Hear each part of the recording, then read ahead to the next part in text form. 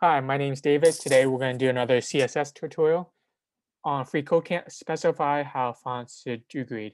So we can put multiple font families on our CSS style.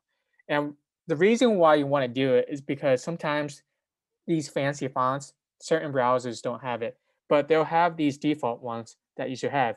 So what you can do is that you can put up multiple ones. So that be the first one is what your default is. But if that isn't available, it goes to the second one. So how we're going to do this question is that we want to apply the monospace fonts to the H2 element. Okay, so we look at H2 font family. So it has two fonts. So first is lobster, and then we look at the syntax, comma, and then the next one. So comma, mono space.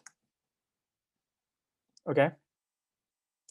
So in the last challenge, you imported the lobster font using a link tag. So now they want us to comment out the input. So once we comment this out, this will change back to monospace because lobster isn't available. So to comment it out, we just highlight it, and then command slash is a shortcut to comment it out. And we can see this font has changed. And is there anything else? No, that should be it. Thank you.